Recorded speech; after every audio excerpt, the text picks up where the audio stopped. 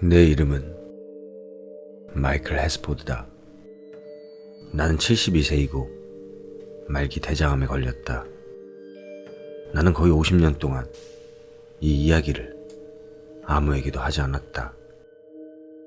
내가 국가비밀법에 서명하고 투억의 위협으로 침묵에 빠져나가기 전에 마지막 순간이었다. 의사는 기껏해야 5개월 정도밖에 안 남았다고 말하고는 했다.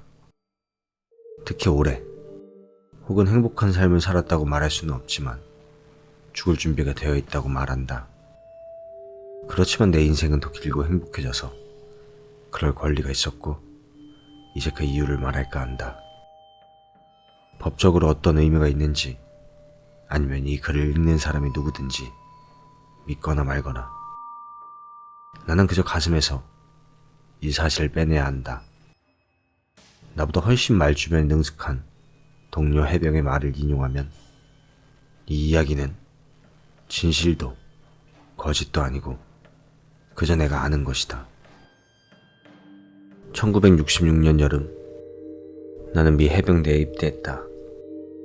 친구들이 동조를 하거나 중퇴하는 동안 나는 할아버지 발자취를 따라 베트남에 싸울 목적으로 엉클샘의 잘못된 아이들로 들어갔다.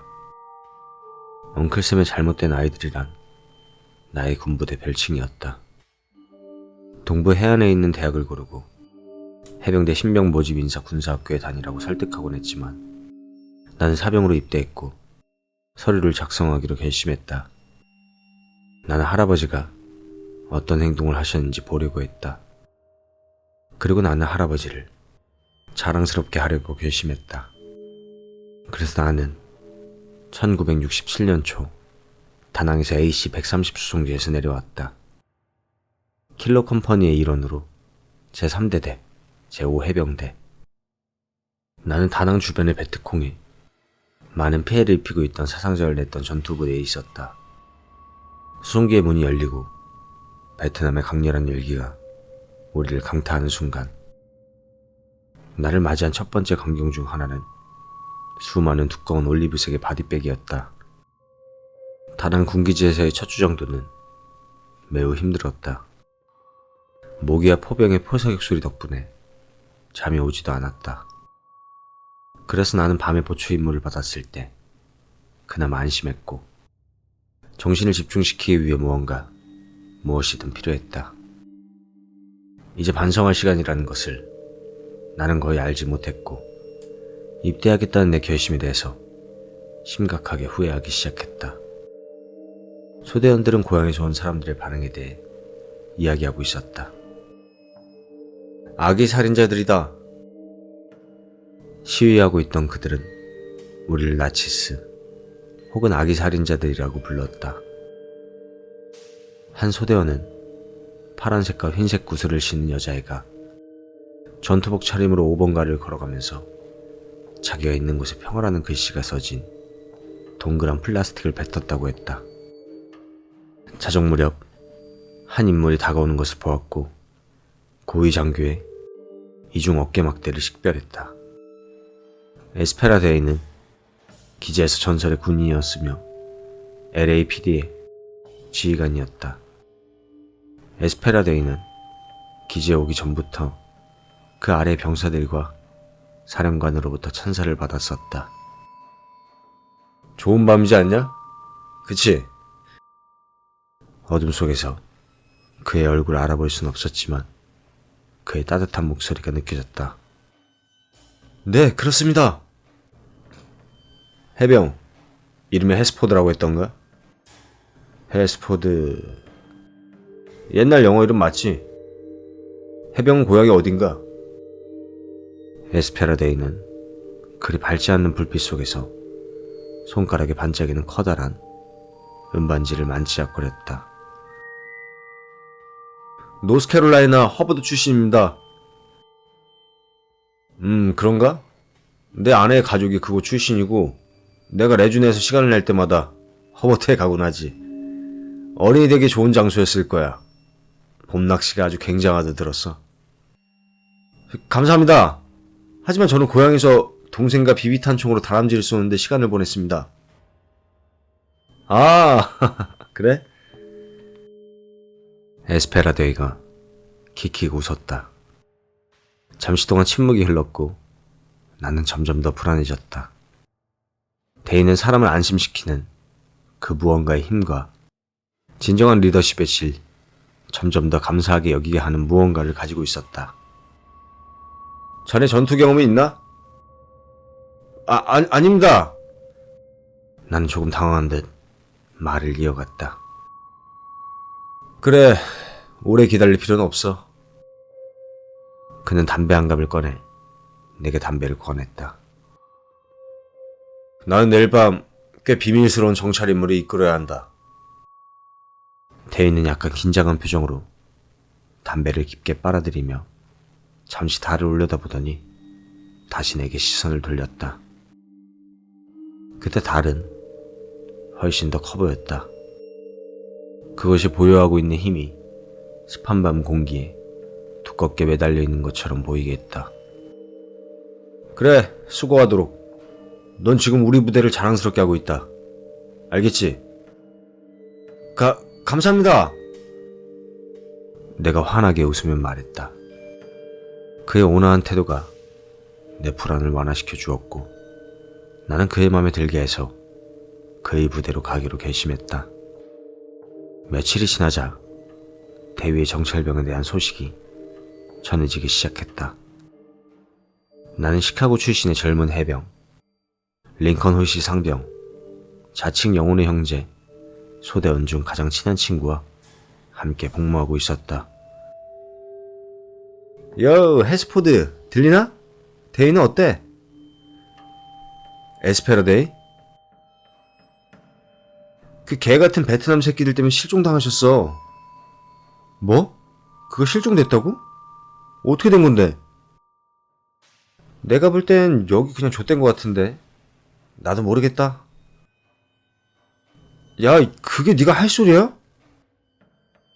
데이는 사흘 전쯤에 CIA와 근처 마을 남자 5명과 함께 어디론가 떠났어.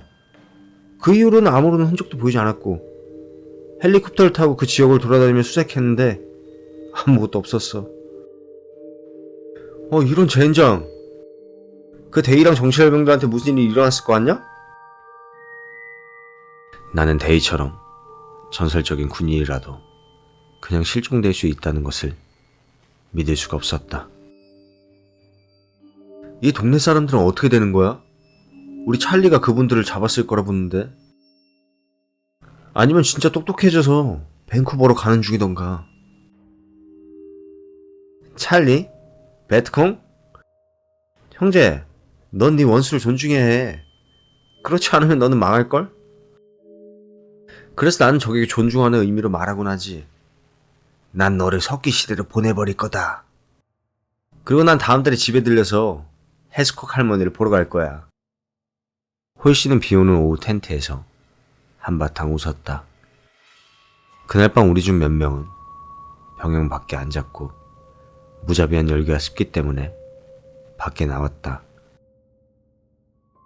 우통간 해병대원들은 총기를 수입하거나 편지를 쓰고 책을 읽거나 씹을거리를 먹고 있었다.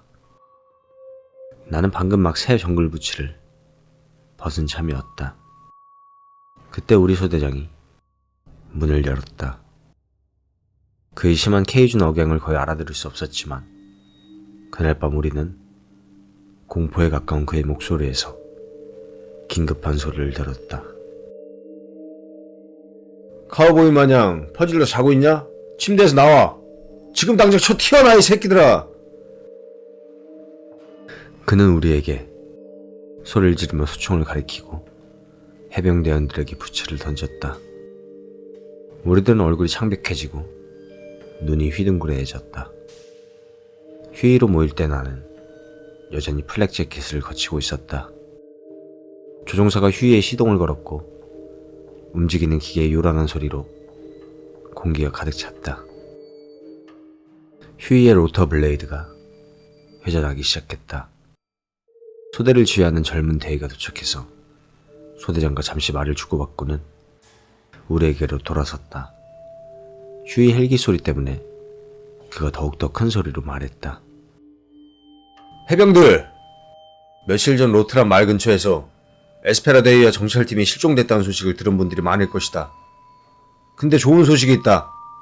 우리 통신병의 무전기가 신호를 보내고 있는데 약하지만 우리 신호가 감지되고 있어. 누가 하던 간에 모스보호를 보내려고 한다. 그들이 보내는 신호가 무엇이든 우리 신호를 측량하고 그들이 있는 위치를 찾아낼 수 있다. 우리는 팀이 살아있다고 믿는다. 이제 이 새들을 타고 우리 빌어먹을 미운 형제들을 집으로 데려가는 건 어떻겠는가? 후라! 소대가 일제히 소리쳤다. 탑승한다! 실시! 델로 중사가 소리쳤다. 우리는 목적과 복수심으로 가득 찬 휴일을 향해 달려갔다. 병사들과 무기가 가득 있는 헬리콥터가 날아오르고 하늘을 가로질러 태양을 향해 달려가는 그런 원시적인 힘을 보는 것은 불안할 정도로 고무적이었다. 짧은 비행 후 휴이는 정글의 공터에 병력을 착륙시켰고 다음 연료를 보급받기 위해 기지로 돌아갔다. 수풀은 휴이의 하강 기류의 휘청이다 진정되었다. 데이가 일어서서 손을 흔들었다. 26명의 소대가 뿔뿔이 흩어져 덤불 사이로 부비 트랩을 설치하기 시작했다. 정글은 밤에는 끔찍한 장소이며 대부분의 동물은 야행성이므로 낮에는 일반적으로 발생하는 동물의 울부짖음과 비명소리가 어둠이 짙게 깔린 이후 더욱더 불길해지는 법이다. 은빛 달빛이 캐노피를 관통할 때는 완전히 새로운 장면을 보게 된다. 1시간쯤 지나고 돌같이 무거운 무장을 움켜쥐고 몇몇 소대원들은 서로 속삭이기 시작했다. 그 당시 아무것도 알아차리지 못했는데 열기가 너무나도 강렬했고 무거운 무장은 근육통을 일으켰다. 하지만 아픈 줄도 몰랐고 내 마음은 다른 곳에 있었다. 그것은 두려움이다. 그 모든 것은 그 두려움에서 시작됐다. 기분 나쁘고 끔찍한 침묵이 호공에 짙게 드리워졌다. 그때는 그런 빽빽한 정글이 밤중에 너무도 으스스하게 조용할 수 있다는 게 얼마나 불가능한 일인지조차 몰랐지만 지금 당장은 그게 정말 나쁠 수 있을 거라는 걸 직감적으로 알 수 있었다. 동물 소리도 하나 들리지 않는 정글이라니. 우리는 아주 천천히 그리고 한동안 움직였다. 발소리가 요란하게 울려 퍼지는 걸 막으려고 아주 조심히 움직이고 있었다. 갑작스럽게 바스락거리는 소리가 들렸다.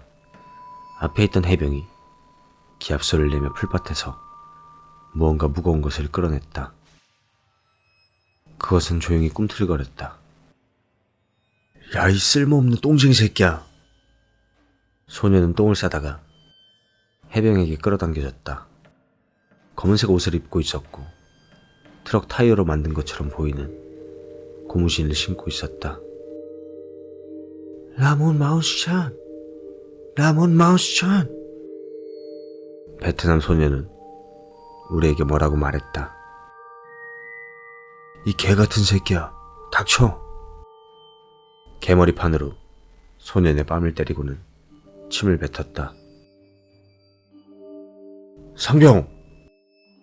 대인은 즉각 소년을 폭행하는 행위를 중단하게 했다. 그는 소대원 중 베트남어를 구사하는 사람이 있는지를 물었다. 아이고, 저 족같은 꼬맹이가 똥 싸고 있는 게 그리 무서우셨나?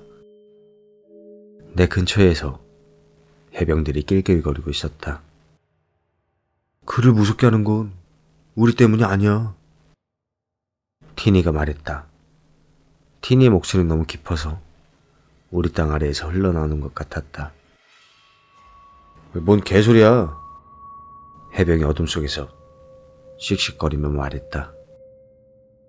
이 개같은 자식이 우리가 유럽 국가를 침공할 만큼의 좆되는 화력을 보고 있는데도 얘가 겁먹지 않았다는 거냐? 저리 꺼져, 이 멍청한 촌놈아. 소대는 교묘한 동작으로 조금 움직였다. 티니는 그저 어둠 속을 계속 내다보고 있었다. 내가 무슨 말을 하려는지 잘 알잖아. 티니의 눈은 공포를 드러내며 여기 뭔가가 있어. 다른 뭔가가 있다고.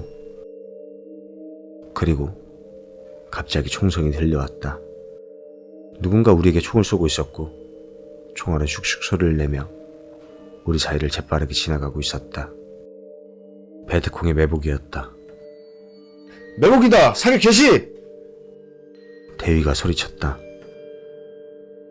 사격 개시! 이씨! 소년이 몸을 웅크리고 있었지만 이내 전투 중이라 정신없는 대위의 품에서 권총을 빼앗으려고 했다. 그것을 발견한 해병이 소년의 가슴에 총을 쐈다. 이 빌어먹을 새끼가 어딜...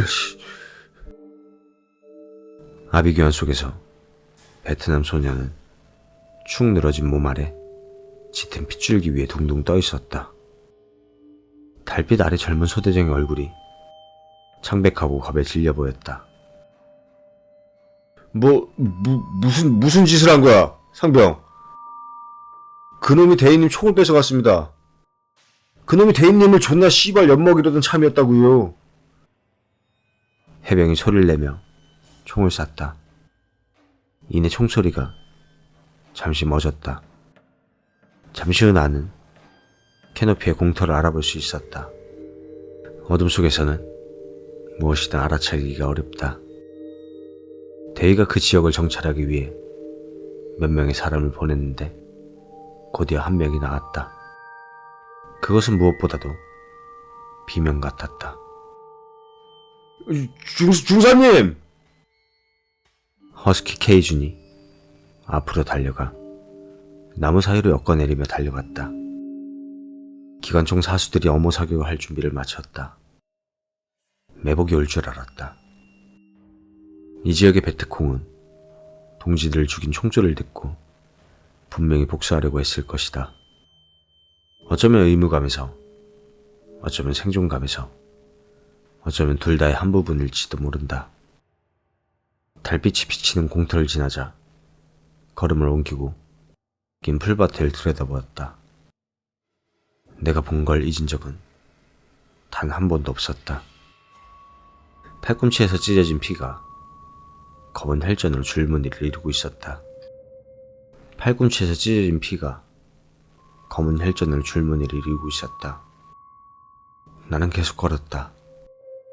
우리가 마지막으로 다다른 곳은 동굴인지 터널인지로 보이는 무언가의 장소였다. 몇 명의 해병대원들이 휴대용 라이트를 켰고 처음에는 점점 좁아지는 통로 안에서 밖에보다는 조금 더 안전하다고 느꼈다. 하지만 몇몇 사람들이 동굴 지붕의 이상한 패턴을 지적하기 시작했을 때 소대원들이 그것을 보고 이상하게 여겼었다. 라이트 불빛 속에서 알아볼 수 있는 동물과 사람의 조각상이 있었다. 라이트 불빛은 동물과 사람들을 일그러지게 생긴 조각상을 보여주었었는데 그 조각상이 기괴하게 뒤틀려 있었고 웃고 있었다. 이제 터널은 믿을 수 없을 정도로 가파르게 내려갔고 소대원 몇 명이 어둠 속에서 미끄러져 넘어졌다. 무엇인가 침 같은 걸쭉한 물질이 해병의 어깨 위로 떨어졌다. 야, 아발로, 씨발 미쳤냐? 나한테 침을 뱉었다 이거냐? 아발로가 말했다. 아닙니다. 우리 모두 목소리가 떨렸다. 해병은 어깨에 묻은 끈적한 물질을 한번 만져보고는 말했다. 그럼 씨발 이건 뭐야? 소대장이 말했다. 야, 조용히 해라. 족같이 하지 말고 좀. 나는 지질학자는 아니지만 이 동굴 안이 지구 한가운데로 우리 안내할 수도 있을 것 같았다. 그만큼 깊었다. 동굴에는 석순들이 많이 있었고 그것은 마치 칼같이 보였다. 동굴에는 쥐들이 많이 있었다. 동굴 안은 매우 협소했고 우리 모두 기어다닐 정도였다. 1시간쯤 그렇게 기어다녔을까. 그 다음에 목소리가 들렸다. 우리 정찰병들이 동굴 안에서 희미하게 속삭이는 그런 소리라고 생각했다. 하지만 목소리가 비정상적으로 점점 커졌다. 아니 씨, 이게 무슨 소리야? 다른 해병들도 그 소리를 듣고 있었다. 야이씨, 여기서 빨리 빠져나가야겠다. 우리 여기서 나가야 돼. 이거 느낌이 진짜 너무 안 좋은데? 또 다른 사람이 소리를 냈다. 동굴 안쪽에서 소리가 점점 커지더니 10만여 명이 속삭이는 소리와도 같았다. 이걸 어떻게 설명해야 될지 모르겠지만 내가 설명할 수 있는 최대한의 비유법으로 설명한 것이다. 그 소리가 나를 관통하는 것 같았고 갑작스럽게 눈물이 났다. 소대원들 중 구토하는 자들이 속속히 생겨나기 시작했다. 그것은 영어가 아니었고 나는 그 말에 대해서 이해를 하지 못했다. 한 가지 확실한 것은 그것은 인간의 언어라는 것이다. 정찰병 3명 중 2명만이 빠져나왔고 그들은 너무 두려워서 인류를 잃은 것처럼 보였다. 안쪽에 정찰병 하나가 고립되어 있겠지만 아무도 나서려고 하지 않았다. 빠져나온 정찰병은 울부짖고 숨이 막히는 소리, 예수님 찾는 소리, 자신을 어찌 표현하라고 하는 것은 없었다. 그들은 마치 동물 같았다. 한 명은 등 뒤에 셔츠가 찢어져 있고 다른 한 명은 피로 덮여 있었지만 상처가 없었던 신기한 상황이었다. 우리는 가파른 터널을 기어 올라갔다. 소대원들이 우리 뒤 동굴에서 뭔가를 봤다고 소리치고 있었다. 그 무엇인가가 벽을 기어오르고 있었다는 걸, 그리고 사방에 있었다는 것을. 동굴 입구에 도착했을 때 소대원들은 다른 방향으로 전속력으로 달려갔다.